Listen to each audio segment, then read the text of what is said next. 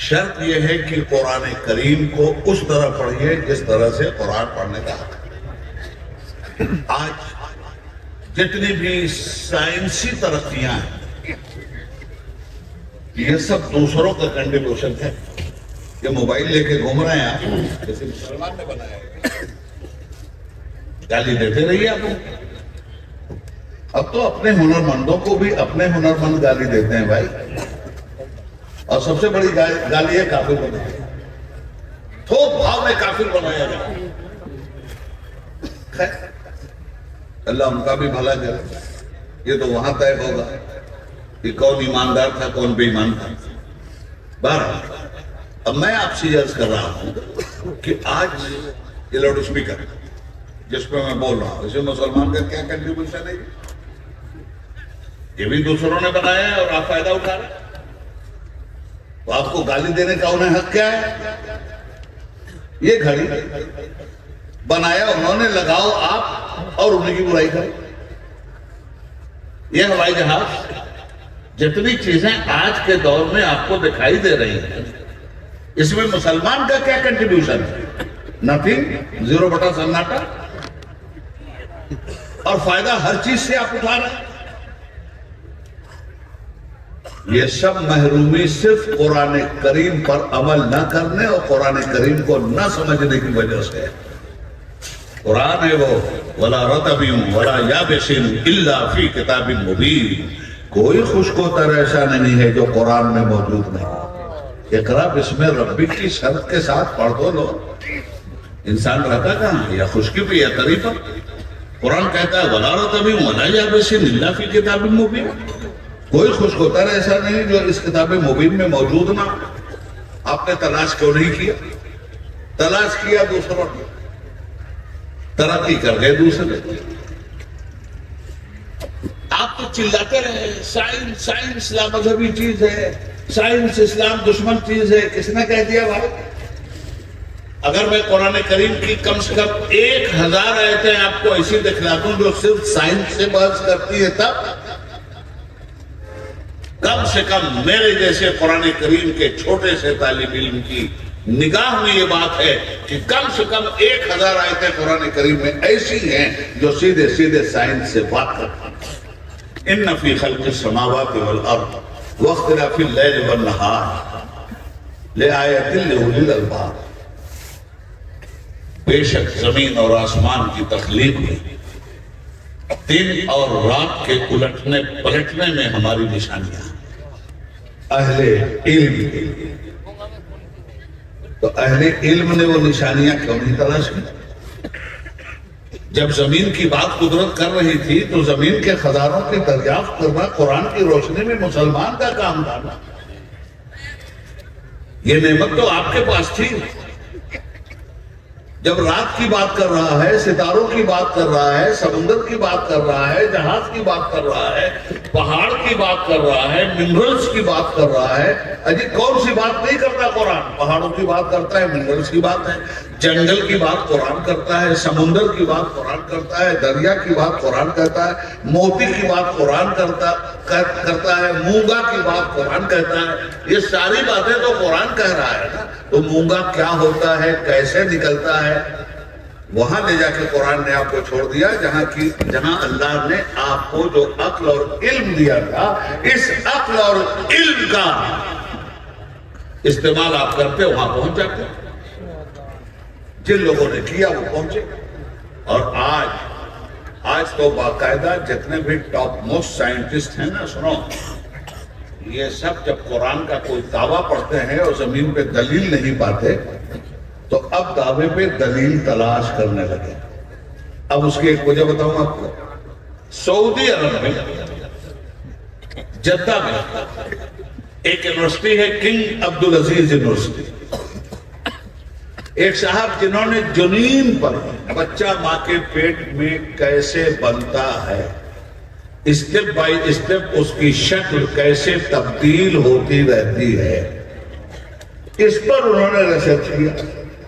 اور ریسرچ کے بعد جب انہیں ڈگری ملی تو پوری دنیا نے ان کی پیٹھ تھپتھپائی۔ اسی سلسلے میں کنگ عبدالعزیز یونیورسٹی جدہ میں بھی ان کی تشریف آوری ہوئی۔ علم کے ذریعے نہ سمجھایا تھا انہوں نے کہ پہلے ایک جوک کی طرح بچہ ہوتا ہے، پھر اس کے بعد آگے بڑھتا ہے، پھر اس کے بعد یہ ہوتا ہے، پھر 3 مہینے کے بعد یہ ہوتا ہے، پھر اتنے دن کے بعد یہاں حلقے پڑتے ہیں، پھر اتنے دن کے بعد یہاں نشانات پڑتے ہیں، پھر اتنے دن کے بعد آنکھ دکھلائی دیتی ہے، اتنے دن کے بعد لب دکھلائی دیتے ہیں، اتنے دن کے بعد کان دکھلائی دیتا ہے، اور 9 مہینہ تک ہوتے ہوتے یہ کمپلیٹ ہو جاتا ہے اور دنیا میں برابر ہو جاتا ہے۔ اس پر انہوں نے ریسرچ کی انگریز، تو جو کچھ بھی ریسرچ کیا ساری دنیا نے ان کی پیٹ ٹھوکی۔ اب آئے وہ جدہ میں کنگ عبدالعزیز یونیورسٹی میں پروگرام، تو جیسے ہم لوگ اپنا پروگرام کرتے ہیں، پہلے قرآن کریم کی تلاوت، اس کے بعد آگا پروگرام، قاری بیٹھا قرآن کریم کی تلاوت کرتا اور اس نے پڑھا اقرا بسم ربک الذی خلق، پڑھو رب کا نام ساتھ میں لے کر جس نے کائنات کو پیدا کیا۔ خلق الانسان من علق، انسان کی تخلیق کی علق کے ذریعے۔ واٹ از دا علق؟ یہ علق کیا ہے؟ اسی علق پر اس نے ریسرچ کی تھی، اور اس کے ریسرچ کے پیپر میں جو اس کو کامیابی اور پی ایچ ڈی کی سند ملی تھی، اس نے ثابت کیا تھا کہ یہ بچہ شروع میں علق ہوتا ہے۔ علق جونک جیسی ایک کیفیت ہوتی ہے، پہلے بچہ جونک جیسی ایک نال بنتا ہے، خون جو ہے وہ جونک جیسی شکل اختیار کرتا ہے۔ یہ سب کیا چیزیں ہیں؟ یہ علم ہے، یہ نالج ہے، اور جس نے اس علم کو حاصل کیا وہ پی ایچ ڈی ہے، ڈاکٹر ہے، اور پوری دنیا میں اس کا احسان ہے کہ اس نے سب کو یہ بتایا۔ مگر جب قرآن کریم یہ پڑھا گیا اور اس کا ٹرانسلیشن انگریزی میں ہوا تو وہ تو ہکا پکا ہو گیا، کہا یہ کیا بات کر رہے ہیں آپ لوگ؟ اتنے زمانے تک میں نے محنت کیا ہے، میری ریسرچ کا جو نتیجہ ہے آپ کہتے ہو یہ قرآن میں موجود ہے۔ آیت پڑھتا رہا اور الگ کا ترجمہ ہوتا رہا، گھبرا کے کہتا ہے میں نے خواب چھانا اتنے دنوں کے لیے، اگر میں نے قرآن پڑھا ہوتا تو میری تھیسس تو بہت پہلے مکمل ہو گئی ہوتی۔ سبحان اللہ، سبحان اللہ۔ حضرت ٹائم ہے 5 منٹ اور سنیے، یہ ہے قرآن فکر، ہم نے لیا ہی تھی۔ دنیا کب گئی چاند پہ بھائی صاحب؟ بھول گئے سب؟ یہ بہت بڑا کارنامہ ہے، علم کا کارنامہ ہے۔ کب گئی؟ 1969 میں گئی ہے، یا 67 68 69 اسی میں سے گئی ہے۔ مجھے جب سے کرونا ہوا ہے بھولنے کی بیماری ہو، یہ 69 نا جولائی میں گئی ہے، 7 جولائی 1969۔ چلیے کہاں گئے لوگ؟ چاند۔ ارے باپ رے باپ، ہمارے بڑے بڑے علماء میں نام نہیں لکھا۔ ارے صاحب صاف صاف انکار کرنے لگے، جھوٹ ہے جھوٹ ہے جھوٹ ہے، بکواس ہے بکواس ہے، میں نام نہیں لیتا مگر ہمارے یہاں بہت بڑے بڑے عالم کہلاتے تو جھوٹ ہے۔ اب بتاؤ جھوٹ تھا کہ سستا؟ سچائی ہے، چاند پہ انسان گیا۔ یہ کارنامہ امریکہ نے انجام دے دیا۔ صاحب چلے گئے۔ میرے بھائی اپنی تاریخ پڑھو، اپنے عالموں کو پڑھو، اقرا بسم ربک کے سائے میں زندگی گزارنے والے مسلم اطباء کو پڑھو، مسلم انجینئرز کو پڑھو۔ یہ ہوائی جہاز کن لوگوں نے بنایا؟ 2 بھائی جن کا نام ہے رائٹ بردرز، معمولی علم ہے رائٹ بردرز۔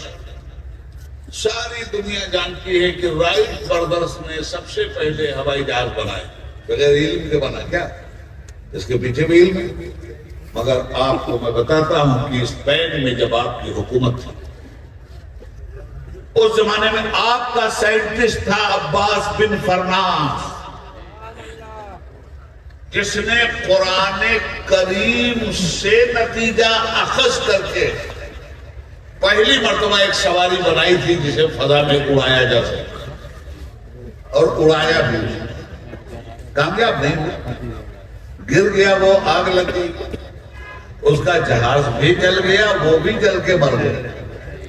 مگر دیکھو ریسرچ میں ہوتا ہے ایسا ہی، آسانی سے ریسرچ پائے تکمیل تک نہیں ہوتا۔